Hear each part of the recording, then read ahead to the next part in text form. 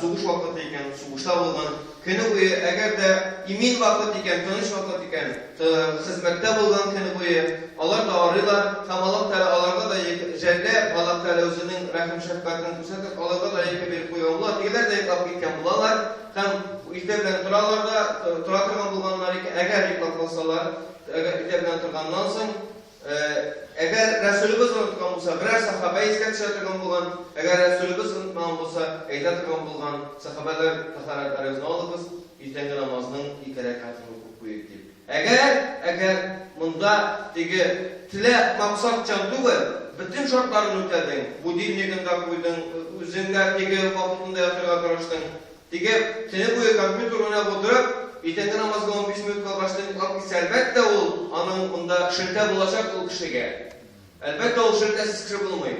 Seni boyu safsata süsüyle oturup, İtengi namazga 15 minut kalbaştığın sonra yıkap gitken kişilerge, bunda elbette şirte bular. Lakin, olay tügül, günü boyu ciddi hizmette bulup, ile namazın işinde vakitinde gündüzgü vaktinde okudu, ikincisinin vaktinde okudu. Kayıttı, akşamını kayıttı, akşamını okudu. Hem indi anı yıkı bastı.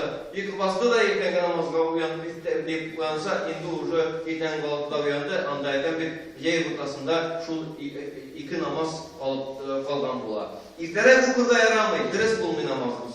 Bu namazdan gitmeyi, sınırak kaza bular, vaktinde eda bular. Vaktinde okulan namazın adı, ismi eda, yani vaktinde okulan namaz, beş vakit namazını vaktinde okuyucu kişi müeddih ili yani eda kılışı, yani vaktinde okuyucu bulup sanalar, vaktinden sonra kalıp okuyucu kaza kılışı bulup sanalar, yani vaktinden çıktırıp okulan bulup sanalar. Tağın bir fark kişiyetesin ki nindigine namaz bulmasın, ilterek okuya yaramızsın. Yeki vaktinden sonra kalanken birinci mümkünçilik ruha. Vaktinden sonra kalanken nendidir güzür sebeple, ciddi güzür sebeple. Bu güzürler her birisi kıyamet gününün tağın bir isimlerinden birisi güzürler bilen selketu günü güzürler her birisi tunda silecek biz. Bizning her bir kılgan günahımızga güzürlerimizni ekleşek biz. Güzürlerimizni silkitleşek biz Allah Teala koşuna. Rabbim, min anda meşret günah kıldım, şuna göre. Anda meşret kıldım, şuna göre deyip biz iddengi namazlı kaldırganımızga da sebep izleyecek biz. Lakin sebebine Allah koşuna sebep bulsa, o vakitte gafu bula, sebebi Allah koşuna sebep bulmasa, o vakitte biraz cezası da bula. Allah Teala'dan kuyulgan cezası da bula. Şul bulmasdan tövbede bulurga gerek, tekebbürlenip masayip girmezge gerek, ondan sonra başkalarını tenkitlemezge gerek, başkalarga beye bilmezge gerek, özünün nefsine kararga gerek, özünün kılmışına kararga gerek. Şul vakitte biz yakşı bulamız Allah Teala koşuna. Tekebbürlenip başkalar üstüne kat hükümler çıkarıp versek, Allah Teala bizni dünyada da izleyecek, ahirette de izleyip koyacak, bastırıp koyacak, özümüzün günahlarımız bilen bastırıp koyacak. Şu namazda korunayın ol, kimden kim ikenligi, kıyamet gününde. Bu dünyada elle kim bulup verip bula, kişilerge özünün elle kimliğini kusatıp verip bula. Lakin kıyamet gününde, namazlarımızda Allah Teala birinci yukarı diye Resulullah sallallahu aleyhi ve sellem.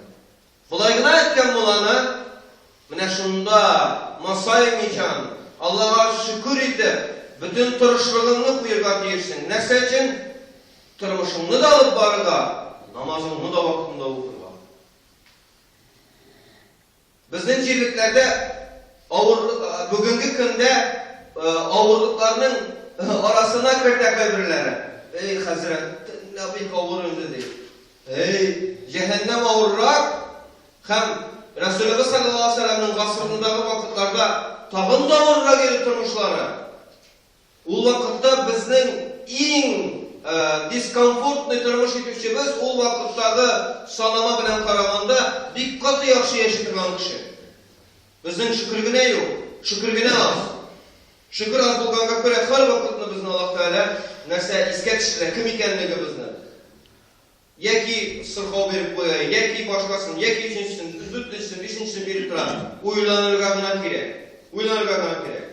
Namazlarımızı aldara hukuk koyup namazların vaktinde bu niyeti bilen bulurlar diye her birimiz kişi bir namazın da vaktinde okuyamasa da bir namazın da vaktinde okuyamasa da beş namazın da ciyip okuyacağına mümkünçiliği bulsa da onun niyetinde bulurlar diye.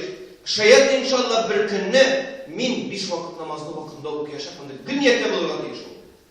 Şunda innemel amelü bin niyet. Niyetle ameller niyetke bağlangan diyen söz. Şunda hem şuna amtoluk geçirge diye şu.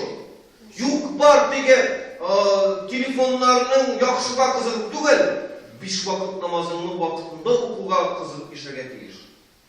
Hem elbette yaygı vakitte işlegen kişiye, kını buyu işte bulunan kişiye, kını buyu işletigen kişiye elbette şu eğer de yıklap kaldıyken, yıklap kalıp bulması var iken ilterek değil. Yıklap kaldıyken yıklap kalbandan sonra kaza kılıp okusun. İlterek okulan namazdan gitmeyin, kaza kılınan namazdan gitmeye evet var hala. Masallallahu aleyhi ve sellem.